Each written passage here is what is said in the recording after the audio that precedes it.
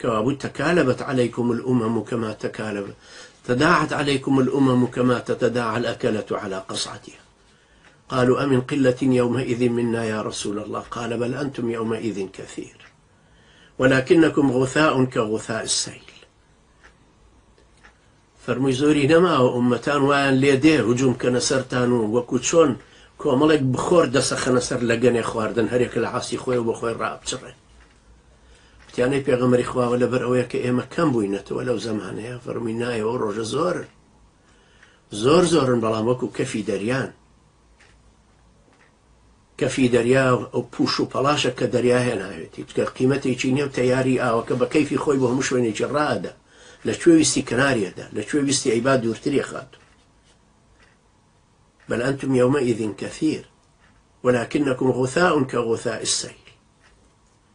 بوشي تنزع المهابة من صدوركم ويقذف في قلوبكم الوهن. ترسبيمي إيه ولا دلي دجمنانا ديتا دروا أزانا ترسبيمي إيه وشاند قوريك إلا دلي مسلم إلا دلي كافرانا أبي. ده استشهادي بيت أوروبا وده استشهادي علاني كان كهاتوينة أوروبا. هرچی وڵاتی ئەوروپا هەیە میزانیان خەنە کار بۆ ناحی ئەمنیەت ئایان دۆزن. ئەم مەهابەتە کە لە دڵ و دەرونی ئێوان نەماوە خەڵک شەقتان تێ هەڵەدا لەسەر جا دەکەن. ئێوە نابین پارتی بێچێتی تاغ و چۆن یاریتان پێک. ئێوە بەزەیتان بە خۆتان نانایەتەوە بەزەیتان بە خۆتانە بێتەوە پێش بورما. بۆچی پێش بورما ئەشێ بەزەیتان بە خۆتانە بێتەوە؟ چونکە وەحدە ئاسانەی کە ڕوەدەن خارج لە ئیرادەی ئێوەن، خارج لە پلان و دید و شیکاری ئێوەن. ئەگەر سبەینە حەشدی وەحشی هاتەوە بەرەو کەرکووک ئێوە چیەکە؟ یەکێتیشیان هێنێتەوە. باش ئەگەر حەشدی وەحشی هاتەوە بۆ سەر سلێمانی و هەولێرتان وتی کاکە من حەقم بەسەر پارتی وێچێتی و ئیتیفاقمان لەگەڵیان نەکردو و ڕێکەوتووین و بەزدەین سەلەفیە کوشی.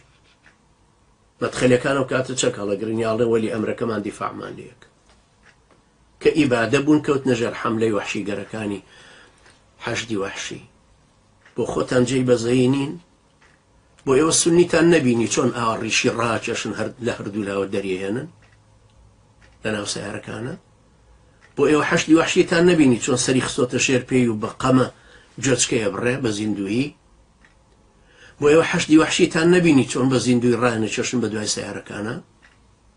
بۆ ئێوە حەشدی وەحشیتان نەبینی لە جرف و سەخر و لە دیالە و لە بەلەد و لە شوێنەکانی تراچیان بە ئەهلی سونەت کرد. بۆ ئێوە حەشدی وەحشیتان نەبینی لە بەغدایە لە بەیاع سونیان تیان نەهێشت.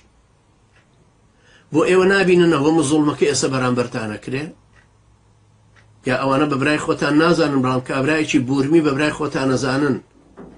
بورمیەکە مناسەڕەکردنی واجبە، بەڵام خۆ پێشتری شەروات چەوساوە بوون. لە حملەی 1983 200,000یان لێکوژرا لە بورما. ئەوە لە ساڵی 1948ەوە کە وڵاتەکە ئازاد بووە حملە لەسەر ئەهلی ئیسلامە. ئەوە بە حەلەقاتی تر دێمەوە سەری بۆ ئەوی میانمارتان پێ بناسێنم. پێشتان بناسێنم عێراقان چێن. لە ساڵی 1986 چوون بۆ لایە. ساڵی 1986 بینی و من و ئێستاش پەیوەندیم لەگەڵ تەلەبەکانی خۆمە هەیە.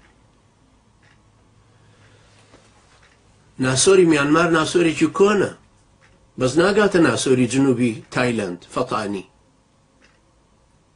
ناگاتە ناسۆری جنوبی فیلیپین مەندەناو کە لە 1960 وەکو ئێمە شۆڕشی ئەیلولیان هەیە ئەوانی شۆڕشیان بەرپا کرد بۆ مانەوەی خۆیان.